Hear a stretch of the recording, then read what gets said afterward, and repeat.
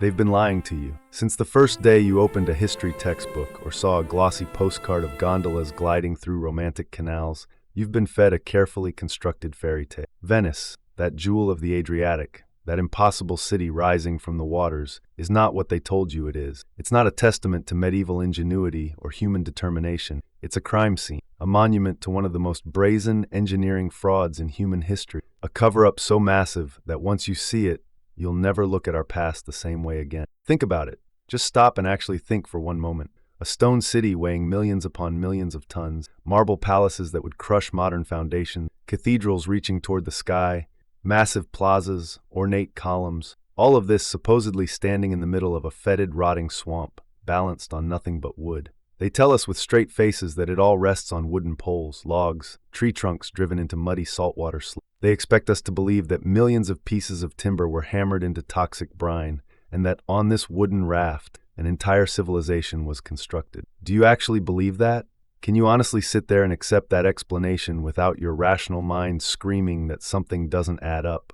Let's put emotions aside. Let's engage cold, hard logic and mathematics. Let's do what they hope you'll never do. Actually calculate whether their official story is even physically possible. Historians claim these wooden piles have been existing underwater for 1,000 years. They have a convenient explanation for why ancient wood hasn't turned to mush. It's in an anaerobic environment, oxygen-free, and therefore, supposedly, it has petrified. Remember that word, petrified.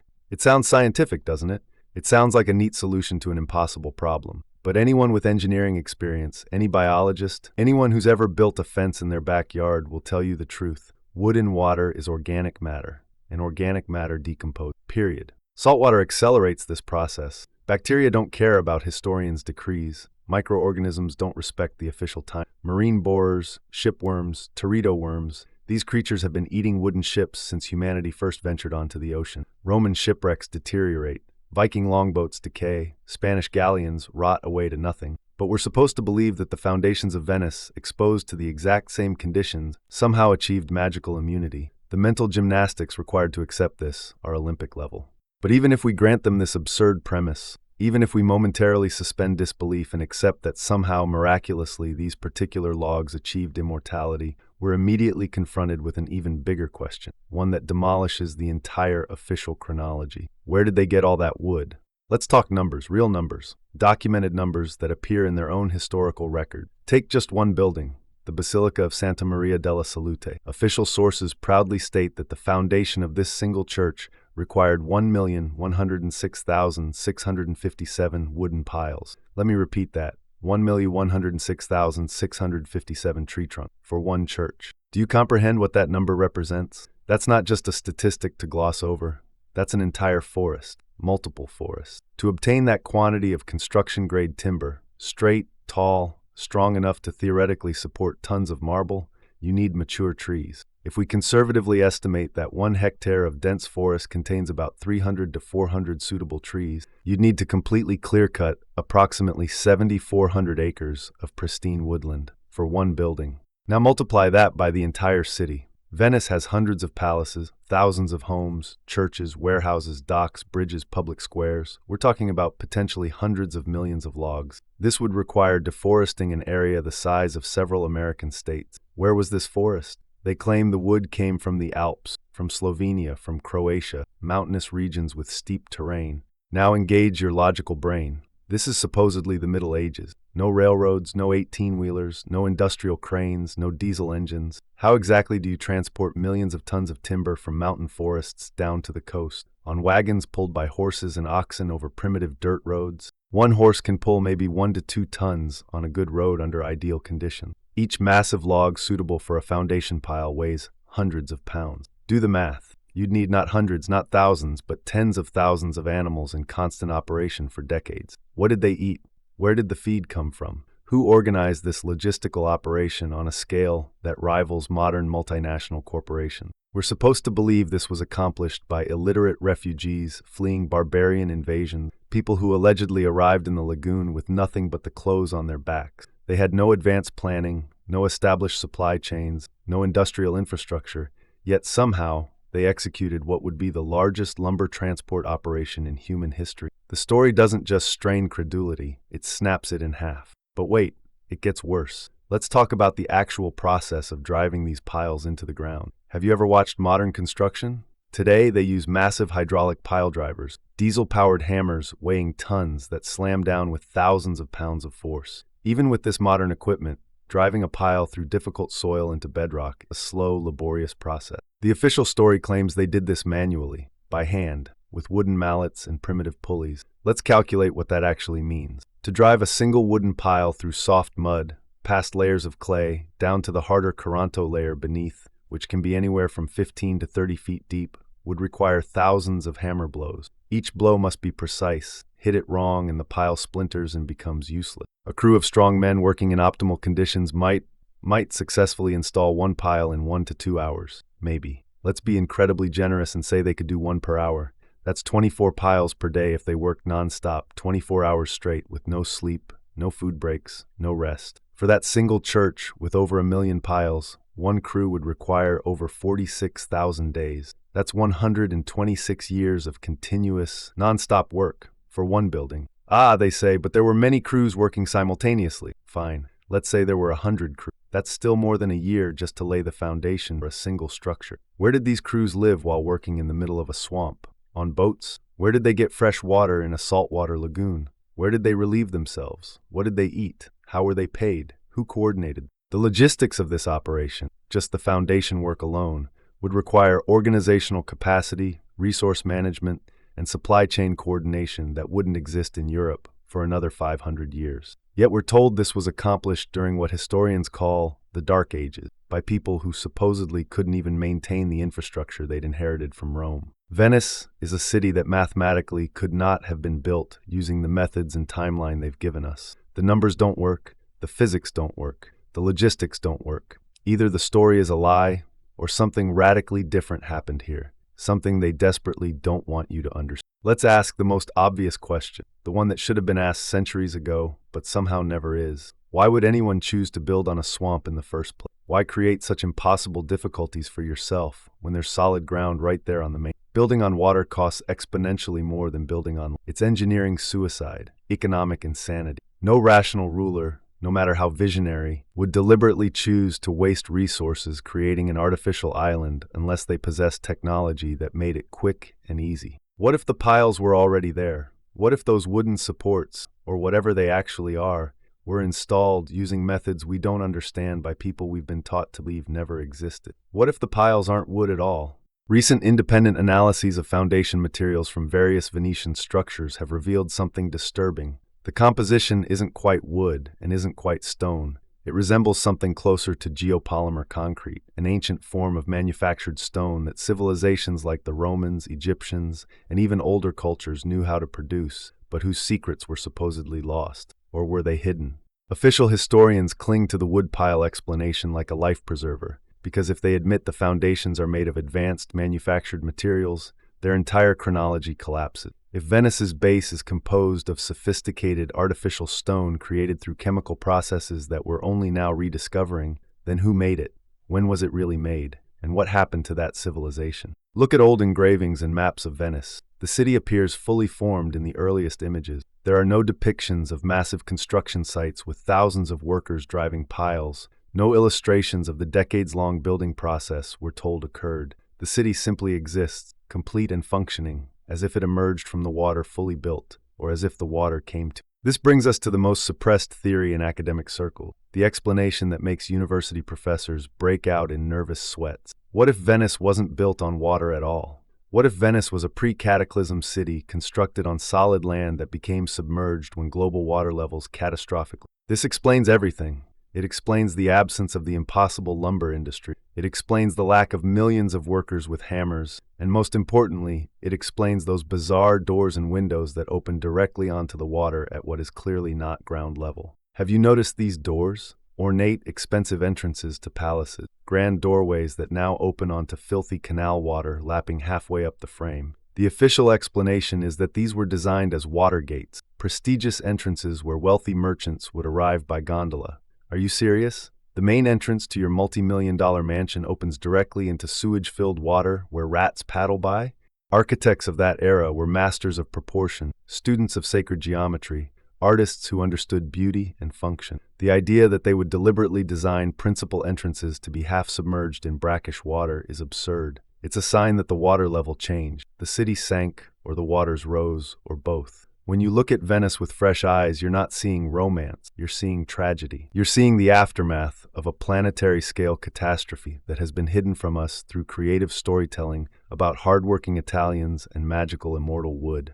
This is only the tip of the iceberg. When you dig into engineering reports from 19th and 20th century restoration projects, facts emerge that don't fit the narrative at all. It turns out that under many buildings, there are no wooden piles in the way we've been told. Instead, there are massive monolithic slabs, huge stone platforms whose origin cannot be determined. Who cast them? How were they transported? Or was this city 3D printed by an advanced civilization whose ruins we now inhabit while inventing ridiculous explanations for what we find? Look closely at the lower floors of Venetian palaces. Open any photograph showing the waterline and zoom in. What do you see? Windows that are halfway or completely submerged in murky green water. Doorways whose thresholds are washed by waves. They try to convince us this was brilliant architectural planning, that these masters deliberately built first floors to be permanently flooded. Think about that. Any builder, even an amateur, knows that water is stone's worst enemy. Capillary action draws moisture up through masonry, causing spalling, cracking, and structural failure within decades. Are we to believe ancient architects were so stupid they designed multi-million-dollar palaces with a built-in self-destruct mechanism? Or is something else happening here? Something being concealed? The answer is literally at the surface. These buildings weren't constructed to stand in water. They were built on dry land. What we call canals today were once streets, normal cobblestone roads where people walked, horses trotted, and merchants rolled their carts. The Grand Canal wasn't a waterway. It was a grand boulevard, the main thoroughfare of a thriving terrestrial metropolis that became submerged. If you accept this version, every architectural mystery instantly resolves. The ground floor windows become normal windows that allowed sunlight into rooms. The doors become normal entrances from the street. Venice is a textbook example of a city that experienced catastrophic water level rise or land subsidence. But official history refuses to acknowledge this, because doing so would require rewriting the timeline and admitting that a global cataclysm occurred far more recently than we've been told. Let's discuss materials and logistics that should make any engineer's brain boil. Venice isn't built only from brick. Much of it is constructed from Istrian stone, a dense, heavy limestone that barely absorbs water. This stone was quarried in Istria, on the opposite side of the Adriatic Sea, hundreds of miles away by sea. Turn on your calculator again. To build the massive quays and face hundreds of palaces required millions of tons of this stone. Millions. Consider the weight of a single block. These aren't bricks you can toss with one hand. These are multi-ton blocks. How were they loaded onto wooden medieval sailing ships? Did they have port cranes, hydraulics, or again, supposedly thousands of enslaved people with ropes? Loading a multi-ton stone block onto an unstable ship is an engineering challenge of the highest complexity even today. Shift the center of gravity by 10 inches and the vessel capsizes. Yet they transported millions of tons without losses despite storms and without modern navigation equipment. This sounds like fantasy, not history. But the most disturbing aspect isn't even the stone, it's the sewage. Have you ever wondered where human waste went in a city standing on water during medieval times? The official version states that everything simply drained into the canals, and the tides supposedly flushed the filth out to sea. So Venetians literally lived above an open sewer. The stench, bacteria, plague, cholera. Under such conditions, life expectancy should have been minimal, and epidemics should have been constant. But Venice thrived. It was a center of fashion, art, and luxury. The nobility wore velvet and silk, breathed sea air, and didn't walk around holding their noses against the stink of rotting waste under their windows. This is impossible if the sanitation system worked as historians claim. There are diagrams of ancient tunnels and sewers beneath Venice that guidebooks don't mention, an incredibly sophisticated engineering and hydraulic system that could only function if the city originally stood on solid ground. When water levels rose, the system was compromised, and the city had to desperately adapt to survive. Those piles, they keep insisting, are the foundation, may have been an emergency attempt to reinforce existing buildings that began sinking into waterlogged soil. It wasn't grand construction from scratch. It was a massive rescue operation, trying to preserve remnants of a civilization that was disappearing underwater before the shocked eyes of survivors. Here's another fact that destroys the official narrative: drinking water. Venice has no natural sources of fresh water. It's surrounded by a saltwater lagoon. Where did 200,000 inhabitants get drinking water? They show us beautiful stone wellheads in the squares and say, these are cisterns that collected rainwater. Supposedly, beneath each square was a massive tank filled with sand for filtration. Sounds ingenious, right? But have you ever tried to supply a metropolis with rainwater?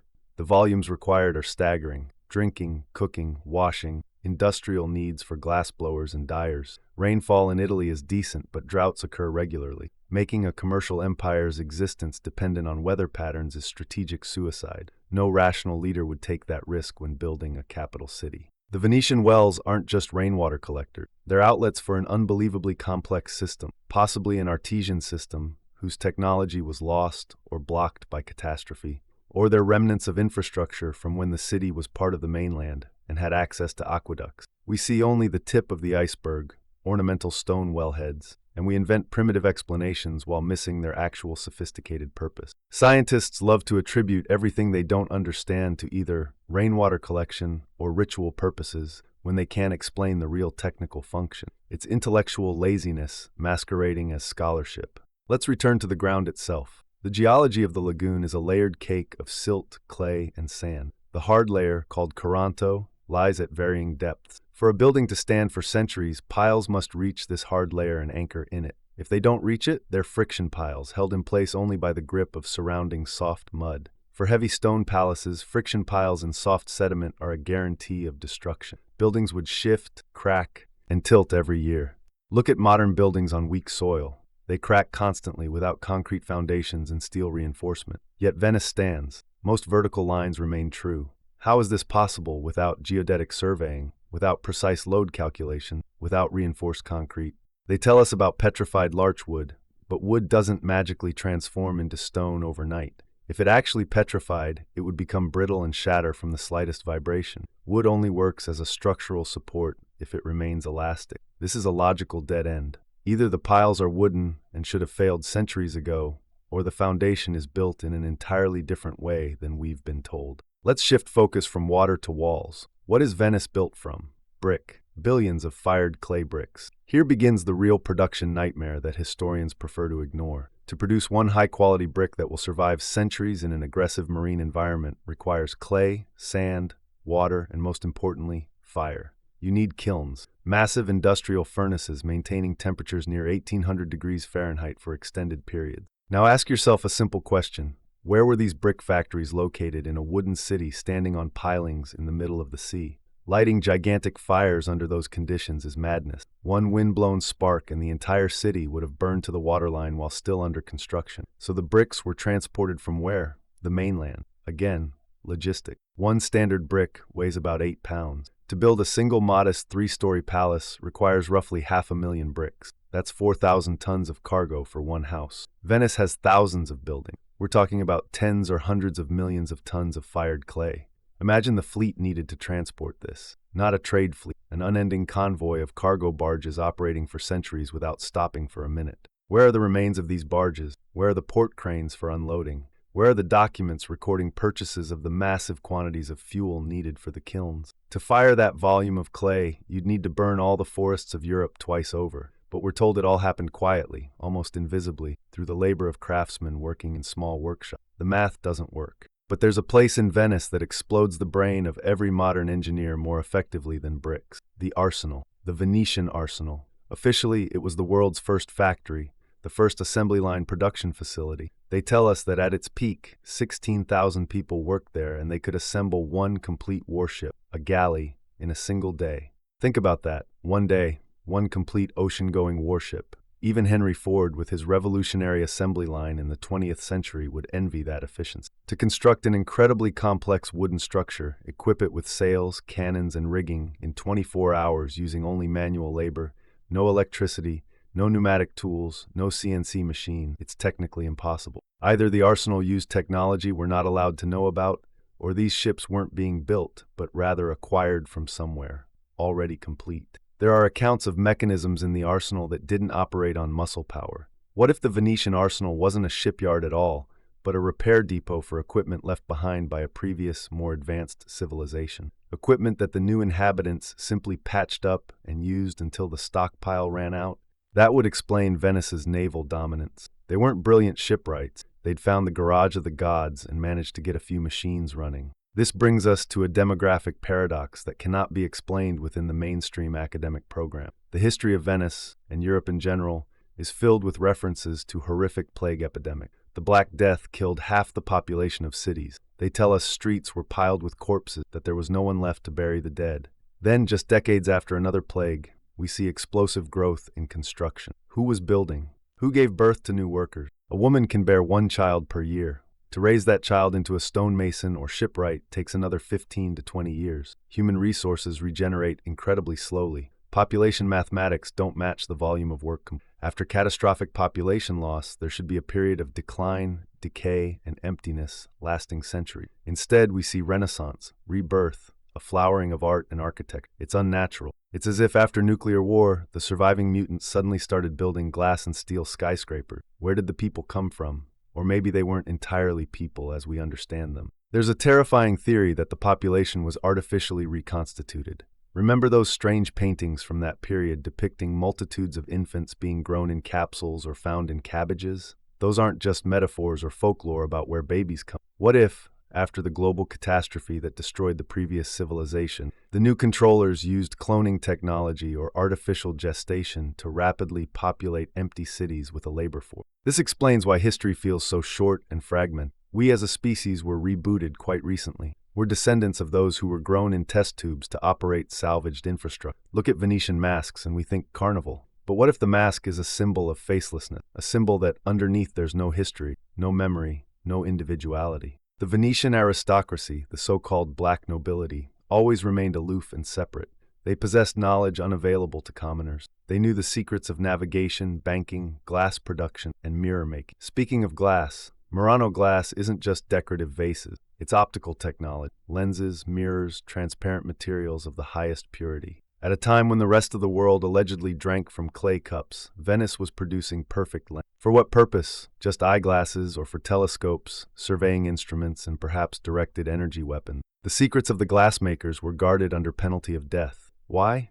Because these weren't trade secrets. They were secrets of technological origin. These were fragments of ancient knowledge that had to be preserved at any cost. Venice resembles a massive warehouse of salvaged artifacts, a museum city that was conquered by barbarians who appropriated its greatness for themselves. Look at the sculpture. Marble veils, the most delicate lacework carved from stone, muscles, veins rendered in perfect anatomical detail. Modern machines struggle to replicate this, yet we're told a master did it with a chisel and mallet.